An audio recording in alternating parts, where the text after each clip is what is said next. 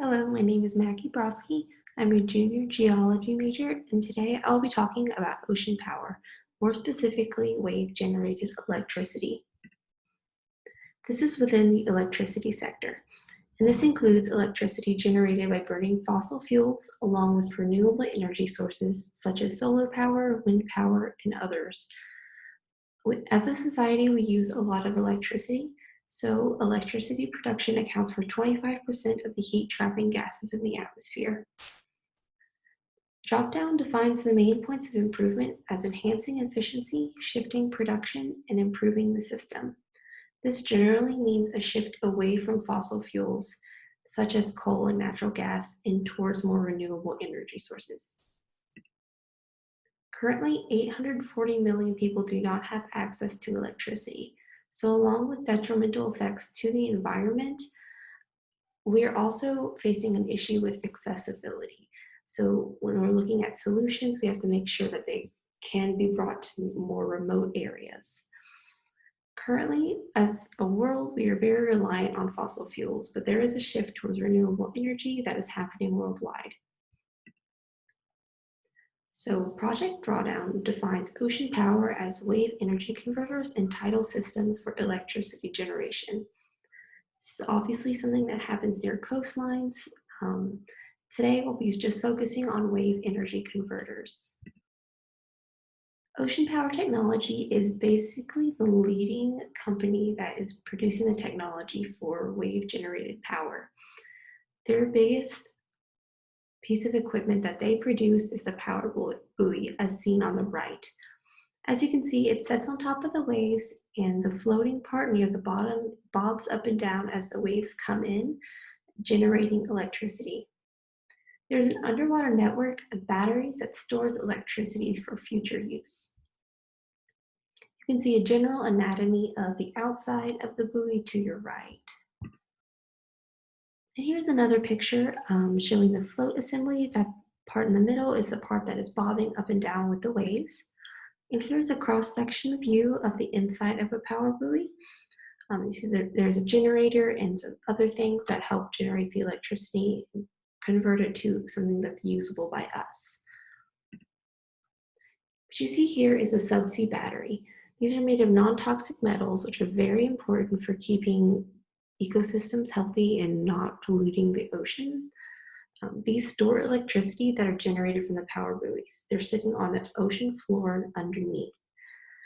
These have a 10-year lifespan, and they can sit up to 500 meters underwater. Also, they have a low rate of discharge.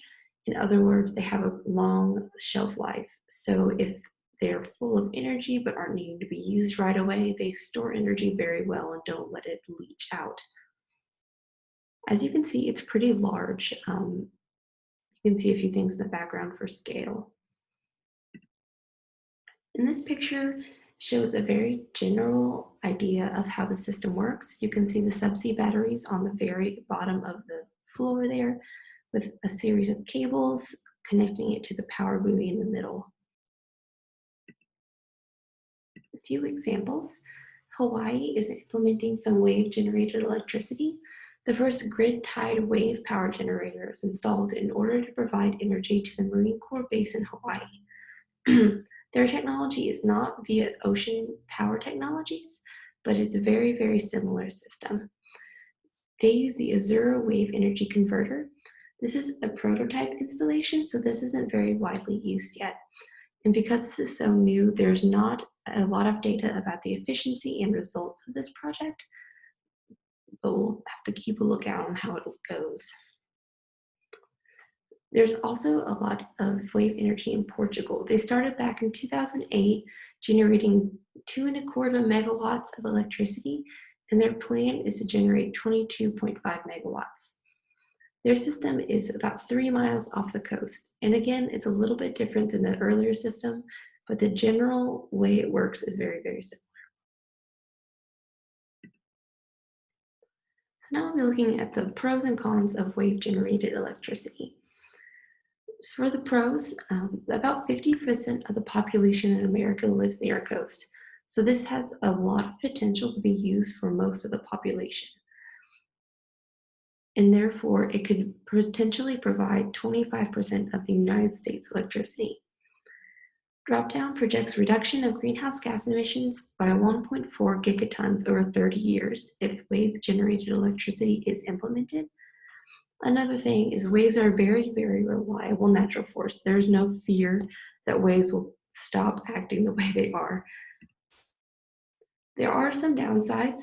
The power buoys and the systems itself are not very cost effective yet. Right now, they cost more than producing electricity on solid ground. This is partially because they're so new that the infrastructure is not there and it is very costly upfront. Also, the ocean is very harsh conditions, especially if it's offshore good ways. So development and maintenance is very difficult.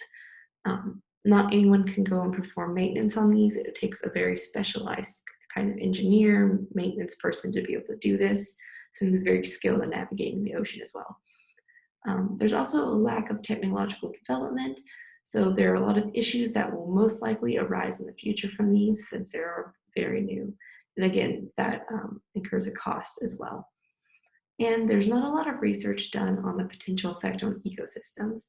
The subsea battery is very efficient, very non-toxic, and so it is good for the environment, but there is a fear that implementing these in ecosystems could have a detrimental effect on them.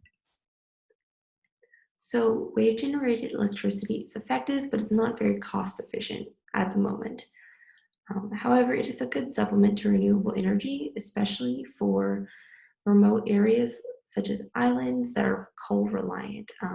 It could save money as there's a pretty big cost for importing coal, and more development, just like in any other case, leads to lower costs.